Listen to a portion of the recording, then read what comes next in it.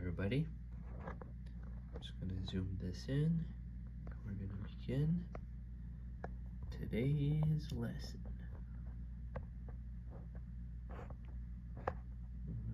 Okay. I'm going to try to keep it centered like that. Oh, whatever. Alright, so we're at chapter 3.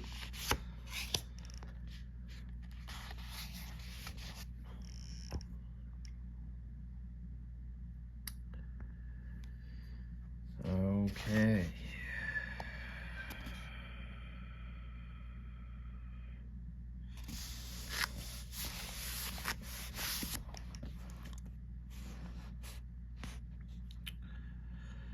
When the gunslinger awoke again, the sea was dark, but there was faint light in the sky to the east. Morning was on its way. He sat up, waves of dizziness almost overcame him. He bent his head and waited. When the faintness had passed, he looked at his hand. It was infected. All right, a telltale red swelling that spread up the palm and to the wrist. It stopped there, but already he could see the faint beginnings of other red lines, which would lead eventually to his heart and kill him.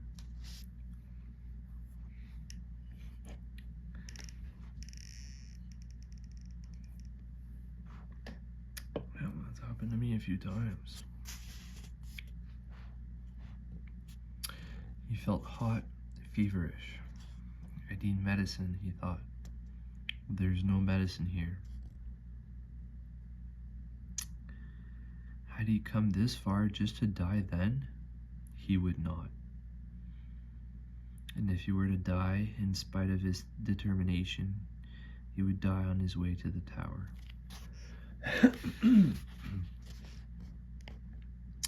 How remarkable you are, gunslinger. The man in black tittered inside his head. How indomitable, how romantic in your stupid obsession. Fuck you, he croaked, and drank. Not much water left, either. There was a whole sea in front of him, for all the good it could do him. Water, water everywhere, but not a drop, no drink, never mind. Not a drop to drink, never mind. He buckled on his gun belts, tied them. This was a process which took so long that before he was done, the first faint light of dawn had brightened to the day's actual prologue, and then tried to stand up. He was not convinced he could do it until it was done.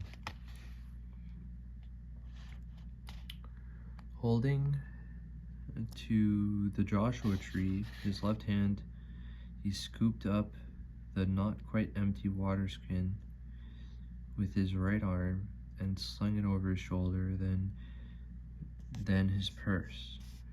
When he straightened, the faintness washed over him again. He put his head down, waiting, willing. The faintness passed.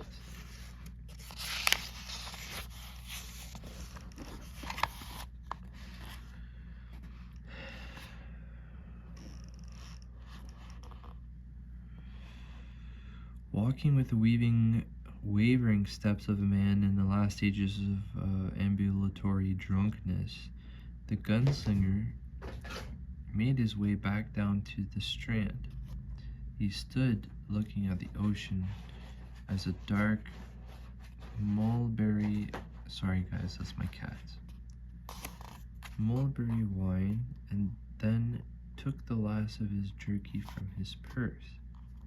He ate half, and this time both mouth and stomach accepted a little more. My cats are going crazy. A little more willingly.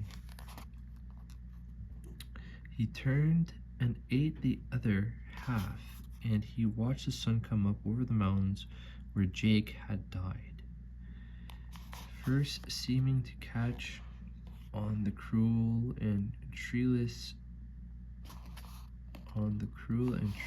teeth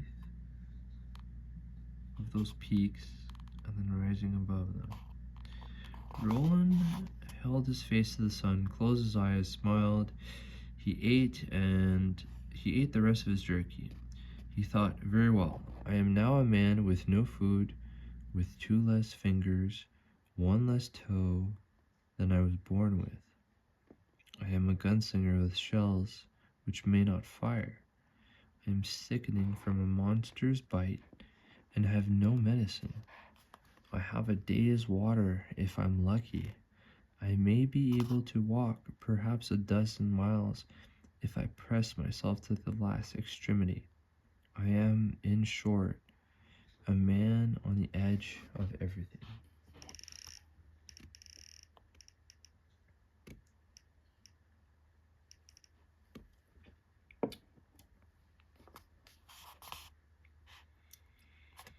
Which way should he walk? He had come from the east. He could not walk west without the powers of a saint or a savior. That left north and south. North. That was the answer his heart told. There was no other question in it. North. Gunslinger began to walk. He walked for 3 hours. He fell twice, and the second time he did not believe he would be able to get up again. Then a wave came toward him, close enough to make him remember his guns, and he was up before he knew it, standing on legs that quivered like stilts. He thought he had managed about 4 miles in those 3 hours. Now the sun was growing hot, but not hot enough to explain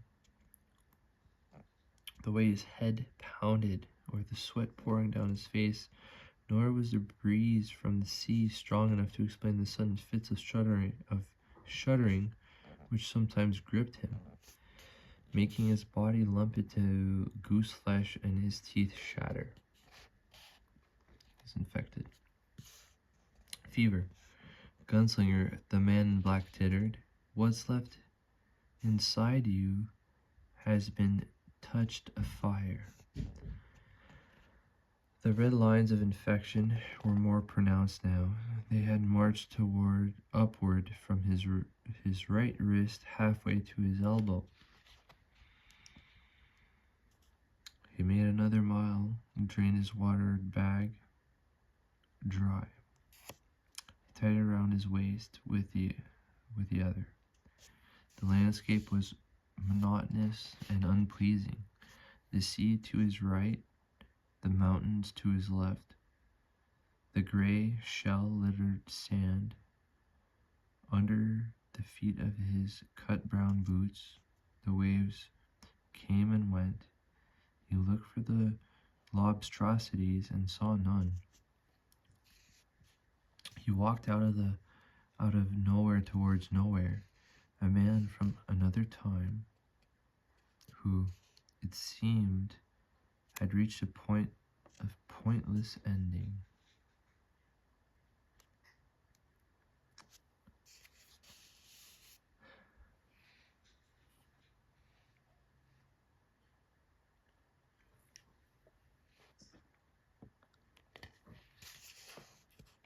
Shortly before noon, he fell again,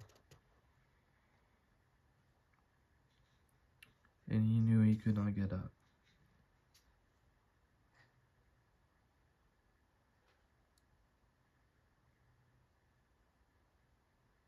This was the place then. Here. This was the end. After all.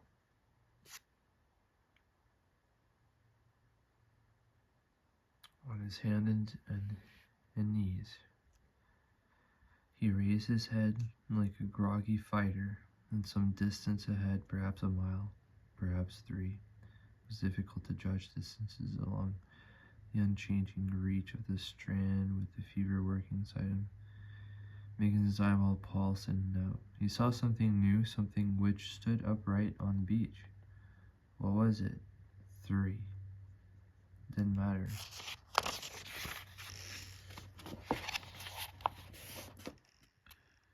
Three is the number of your fate. The gunslinger managed to get to his feet again. He croaked something, some plea, which only the circling seabirds heard, and how happy they would be to gobble my eyes from my head, he thought. How happy to have such a tasty bit. And walked on, weaving more seriously now, leaving tracks behind him that were weird loops and swoops. He kept his eyes on whatever it was that stood on the strand ahead. When his hair fell in his eyes, he brushed it aside. It seemed to grow no closer. The sun reached the roof of the sky, where it seemed to remain far too long. Roland imagined he was in the desert again, somewhere between last Outlander's hut. The musical fruit, the more you eat, the more you toot. And the way station, where the boy, your Isaac, had waited his coming. His knees buckled, straightened, buckled, straightened again. When his hair fell in his eyes once more, he did not bother to push it back, did not have the strength to push it back. He looked at the object, which now cast a narrow shadow back towards the upland, and kept walking. He could make it now, fever or no fever. It was a door. Less than a quarter mile from it, Roland's knees buckled again. This time he could not stiffen their hinges. He fell, his right hand dragged across gritty sand and shells. The stumps of his fingers streamed as fresh scabs were scored away. The stumps began to bleed again. So he crawled with the steady rush, roar, and retreat of the western sea in his ears. He used his elbows and his knees, digging grooves in the sand above the twist of dirty green kelp which marked the high tide line. He supposed the wind was still blowing. It must be, for the chills continued to whip through his body, but the only wind he could hear was the harsh gale which gusted in and out of his own lungs. The door grew closer. At last, around 3 o'clock of the long delirious day, with his shadow beginning to grow long on his left, he reached it. He sat back on his haunches, and regarded it warily. It stood 6.5 feet high, appeared to be made of solid ironwood, although the nearest ironwood tree must grow 700 miles or even more from here. The doorknob looked as if it were made of gold.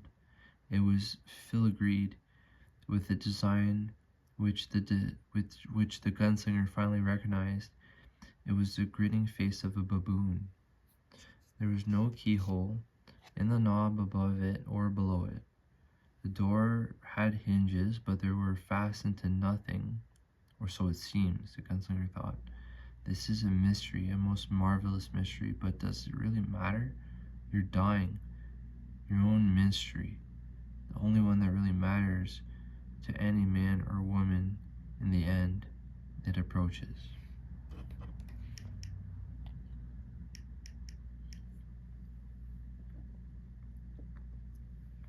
All the same, it did seem to matter. This door where no door should be, simply stood there on the gray strand 20 feet above the high tide line, seemingly as eternal as the sea itself, now casting the slanted shadow of its thickness towards the east as the sun westered. Written upon it, black letters 2/3 of the way up. Written in high speech, there were 2 words: the prisoner. A demon has infested him. The name of the demon is Hero In. The gunslinger could hear a low, droning noise. At first he thought it must be the wind or the sound of his own feverish head, but he became more and more convinced that the sound was the sound of motors that was coming from behind the door.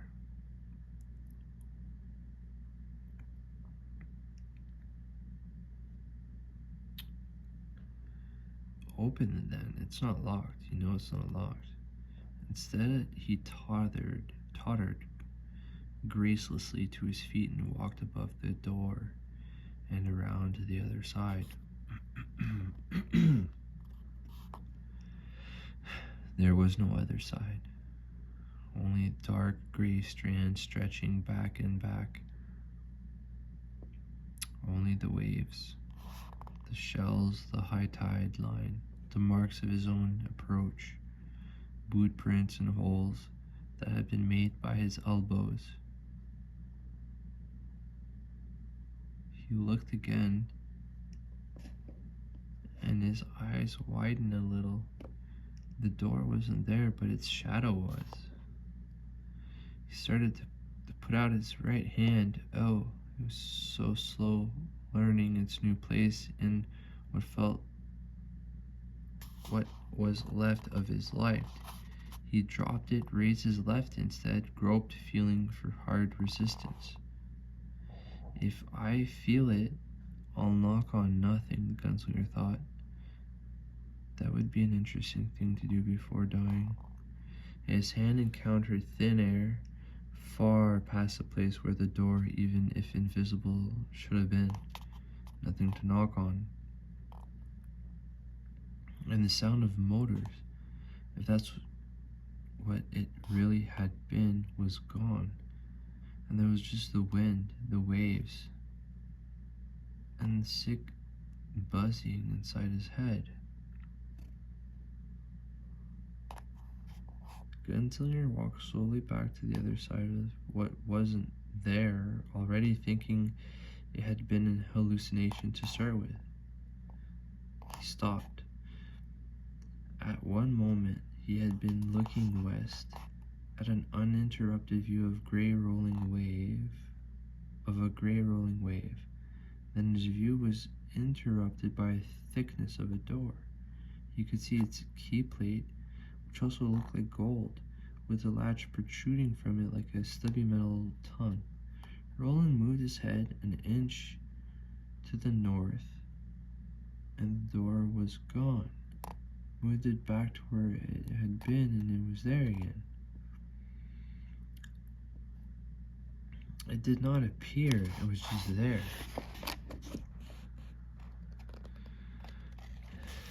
He walked all the way around and faced the door, swaying. He could walk around on the seaside, but he was convinced that the same thing would happen, only this time he would fall down. I wonder if I could go through it from the nothing side. Oh, there were all sorts of things to wonder about, but the truth was simple. Here stood this door, alone, on an endless stretch of beach, and it was for only one of two things: opening or leaving closed. The gunslinger realized with dim humor that maybe he wasn't dying quite as fast as he thought. If he had been, would he feel this scared? He reached out, grabbed the doorknob with his left hand. Neither the deadly cold, or the metal, or the thin, fiery heat of the runes engraved upon it surprised him. He turned the knob. The door opened toward him. When he pulled, of all things he might have expected, this was not any of them. The gunslinger looked, froze, uttered the first scream of a terror in his adult life and slammed the door. There was nothing for it to bang shut on, but it banged shut just the same, sending seabirds screeching up from the rocks on which they had been perched to watch him.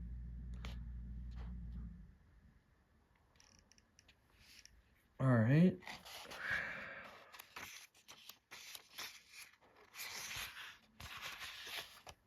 Alright, let's see how big 5 is. Yeah, we'll keep going.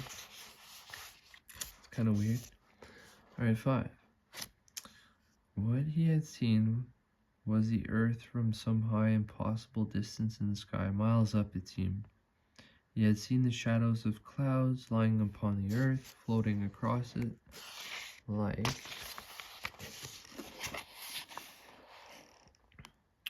dreams. He had seen what an eagle might see if one could fly thrice as high as an eagle could. To step through such a door would be to fall screaming for what might be minutes, and to end by driving once deep into the earth. No, you saw more. He considered it as he sat stupidly on the stand in front of the closed door with his wounded hand in his lap. The first faint traceries had appeared above his elbow now. The infection would reach his heart soon enough, no doubt about that.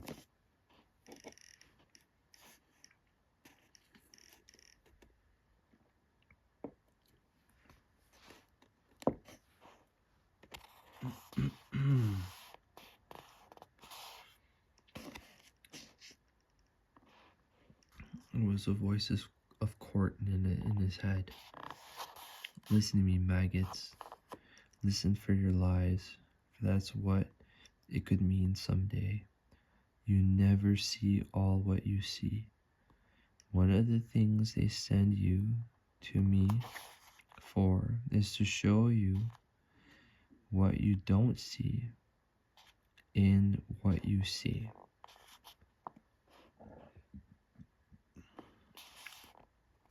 What you don't see when you're scared of fighting or running or fucking. No man sees all that he sees.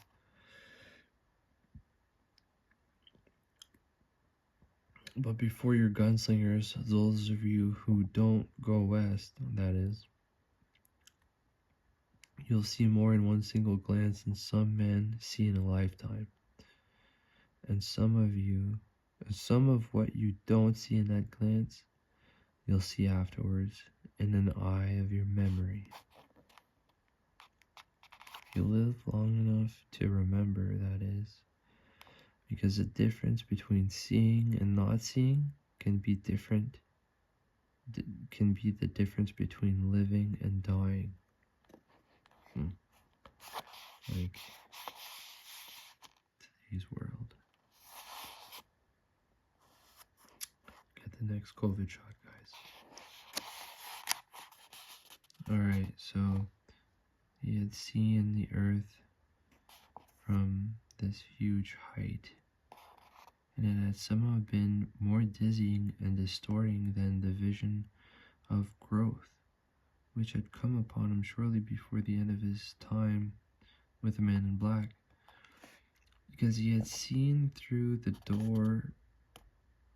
Because he had seen through the door had been no vision, and what little remained of his attention had registered the fact that the land he was seeing was neither desert nor sea, but some green place of incredible lushness with intrinsities of water that made him think it was a swamp. But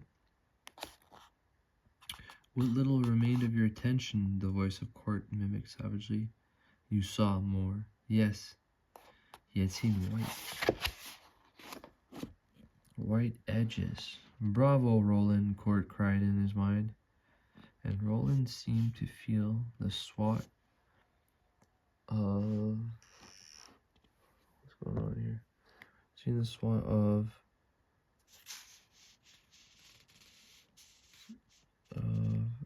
hard, calloused hand. He winced.